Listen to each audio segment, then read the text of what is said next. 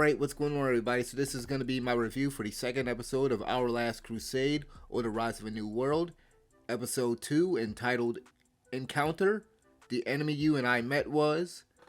And with this second episode, I gotta say, now I didn't say this last week, because I wanted to kind of give the first episode a pass, because, it's setting, it being the first episode, it's got a lot of groundwork to cover depending on how the studio wanted to tackle this thing, if they wanted to lay out all the characters in the world and everything. But I wanted to give it a pass because I did kind of have this feeling of it was a bit dialogue heavy, and there was just a lot of talking, but I didn't really list that as one of my complaints in my episode review. My complaint last time, in terms of the dialogue, was just that a lot of it didn't feel natural. With this week, I can say that, if you're looking for action, this week was definitely not the week for it. There was a lot of dialogue, there was a lot of talking, and I'm hoping that this isn't gonna be a constant thing with the show where like they just talk too much. Because that has been a problem in certain shows in the past. Because I've seen plenty of shows that have had that issue. And hopefully it's not going to be a pacing problem or anything.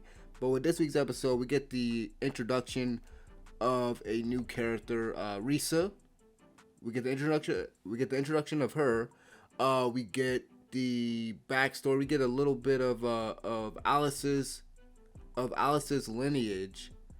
And then we get more of the relationship building with Alice and Iska as they constantly run into each other. They ran into each other at the opera last episode, and then we get to learn about how Iska ended up at the opera, which I won't spoil because I'm gonna try to tiptoe around spoilers as always. But yeah, we get to learn, why he ended up there, and apparently, throughout the episode, Alice and Iska, they can't stop thinking about each other, and they can't sleep because they're like their mind just won't, they're constantly thinking about each other, and they can't sleep, like they're off kilter, and those around them, or at least on Iska's side, they can tell that something's off with you, right? So with this episode, like I said, I would say one of my main complaints is just that it was just too dialogue heavy, too much talking. But then again, they're trying to set the relationship up. They're trying to set their relationship up, which is a major part of this show because it's part of the romance. This being a romance fantasy sort of anime, they're trying to set that relationship up. That's a very big aspect of the show. So they're trying to set that up, and then also like I said, they gave us some backstory. Well, not backstory, but they gave us an explanation of Alice's lineage in terms of the Grand Witch, and then what's her name, Nebulous the First. And how Nebulous the First is basically a descendant and actually a twin of the Grand Witch, in which the Empire didn't know anything about. But so they gave us that backstory and stuff. And one thing I can say that I'll give them points for this. At least they're trying, as much as I don't like the way that Iska and Alice, they just by coincidence, by sheer chance, they keep running into each other, almost like they're fated, almost like fate is just, driving them together. And with this being a fantasy show, you kind of gotta, suspend disbelief, and obviously, this being what it is. But I don't like that sort of thing. Like the way that they're kind of handling that, but I can't, and I don't know if I said this in the last review, but I appreciate that they're at least trying to I appreciate that they're at least trying to build up a relationship between these two characters. We see them throughout this episode. We see that they start to learn that they got a lot in common. Not only do they both wish to end this war, they find out that they like the same food. They have the same appreciation for art, stuff like that.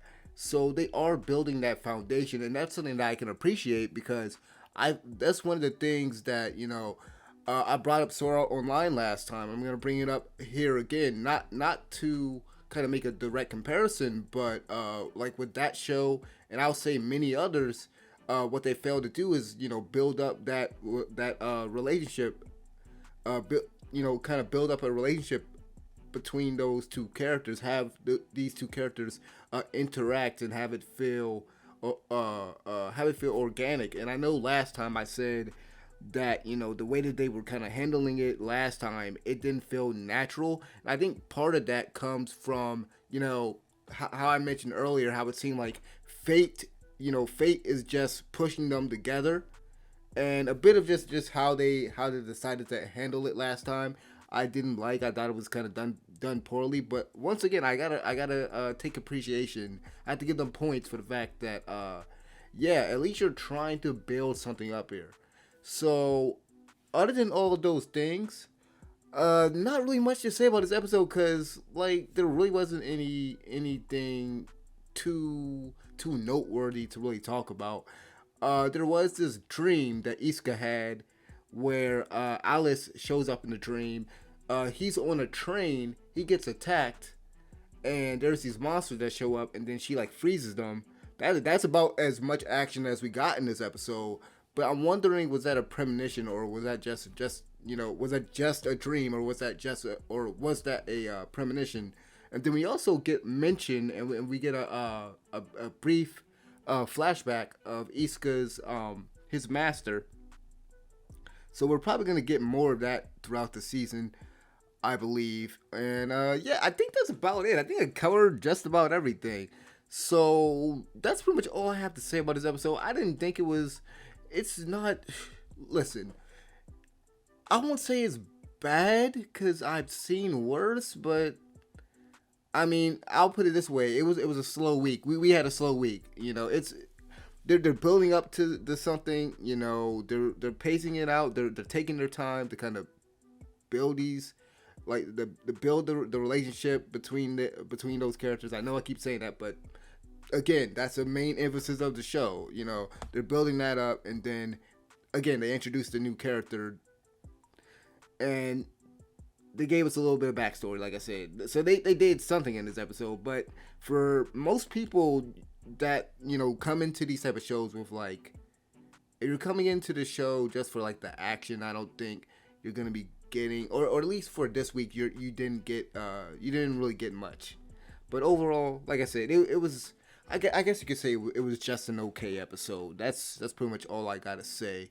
So yeah, thank you guys for watching this review. If you guys enjoyed listening, please hit the like button, share it out on social media and everything like that. And thank you guys for watching. I'll see you guys next time.